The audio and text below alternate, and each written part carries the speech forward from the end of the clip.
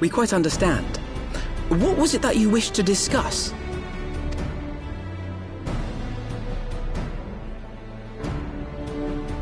With my father's passing, the seat of the Archbishop lies vacant. And so, in accordance with canon law, I have assumed his responsibilities.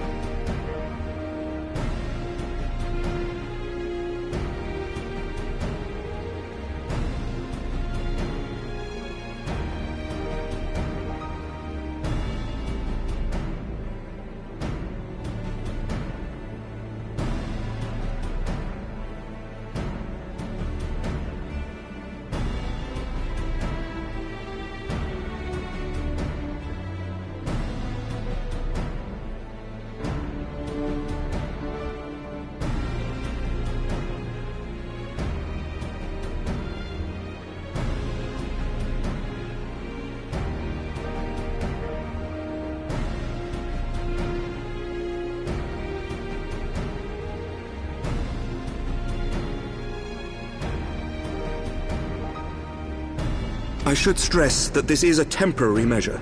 It was never intended that the Lord Commander of the Temple Knights serve in this capacity indefinitely.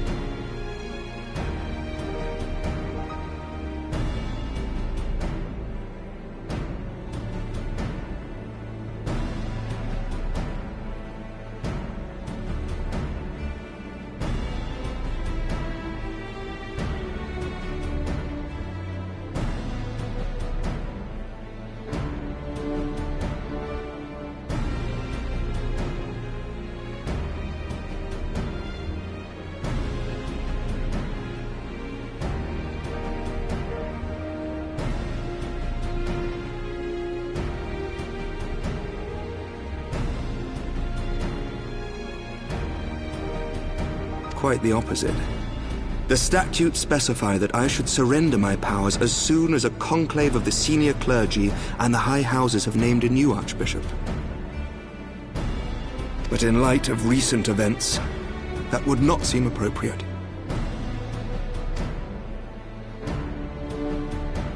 I confess I did not expect you to divulge quite so much quite so soon. The details of the Archbishop's plans, perhaps, but the true origin of the war and all it entails?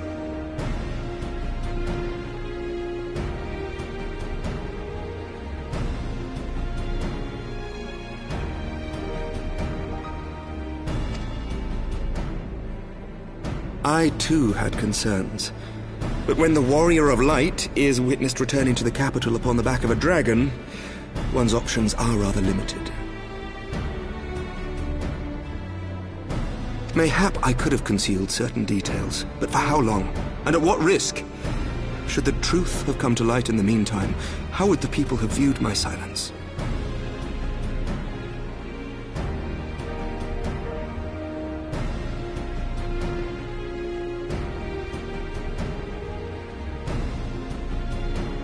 After 1,000 years of lies and secrecy, I could not well abuse their trust and hope to be believed.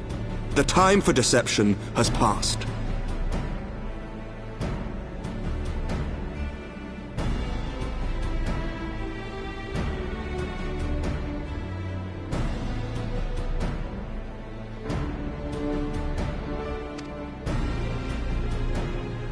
I only wish the people agreed.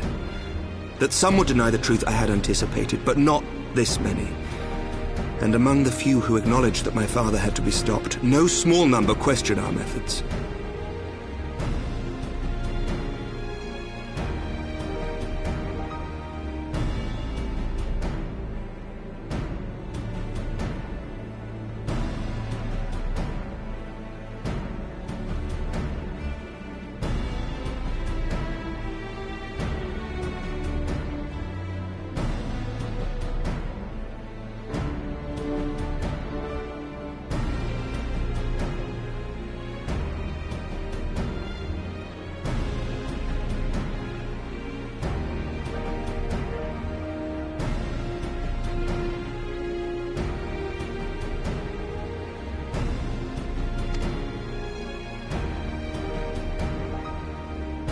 If they suspect a coup, it will not be long before some turn to violence.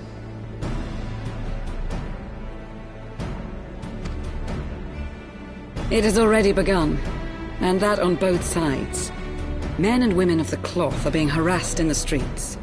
Some have even been assaulted in the Broom. Hilda and her people have formed a watch to help us maintain order. But such measures will not prevent the unrest from spreading.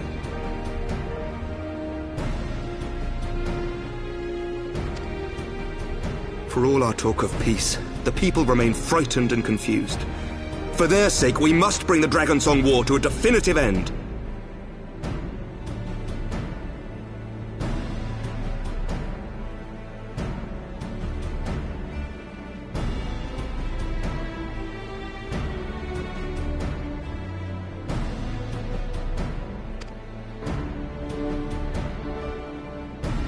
And we should be glad to help you, Sir Emmerich. But what precisely would you have us do?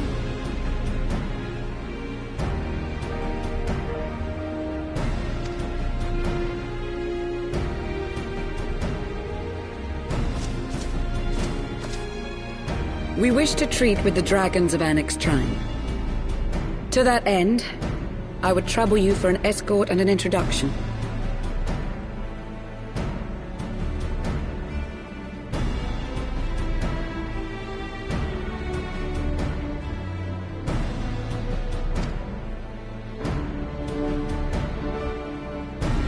FFXIV? You would speak with Vidofnir then?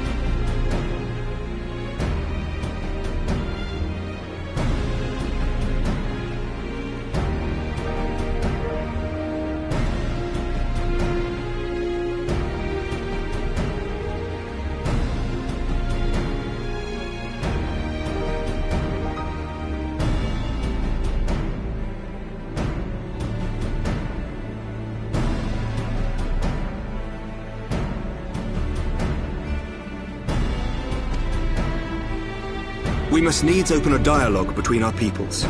Acting as my representative, Lucia will extend an invitation to their leader, that she might visit us here in Ishgard.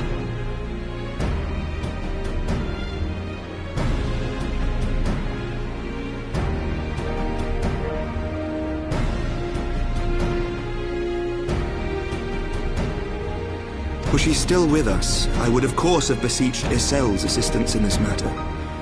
But as she is not, I must ask that you aid us in her stead. Will you do us this favor?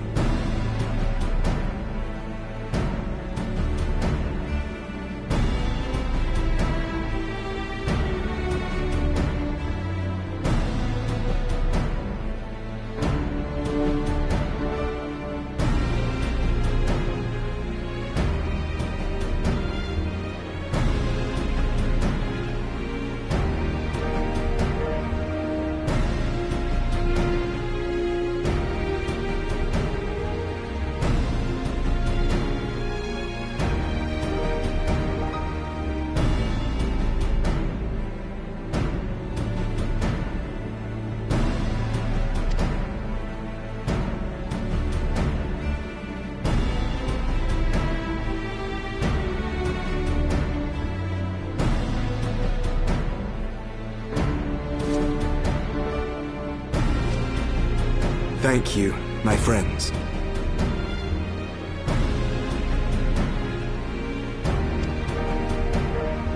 Lucia, I leave the rest to you.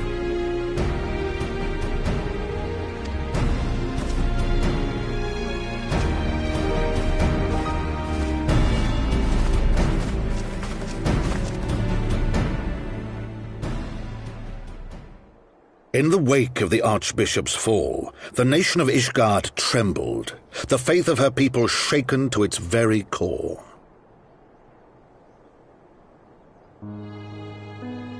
For 1,000 years had they fought and died, certain of the justice of their cause, only to be told that their holy war was born of the sins of their forefathers. What then for those brave men and women, thus stripped of their righteousness but to despair, to deny the truth and decry its speakers?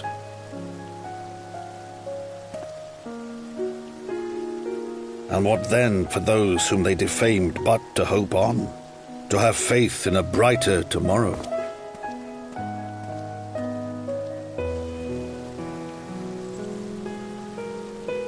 A tomorrow in which man and dragon might live together in harmony, then as distant as the very stars in the heavens.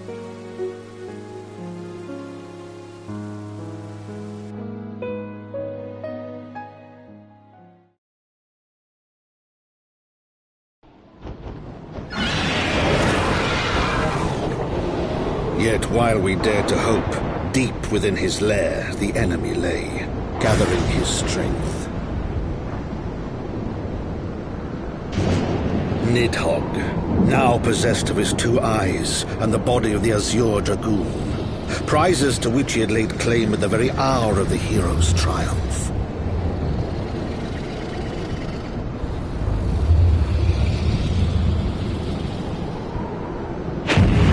As desperately as we sought the solace of peace, the great worm craved the misery of war, nor was he alone in his misbegotten desire.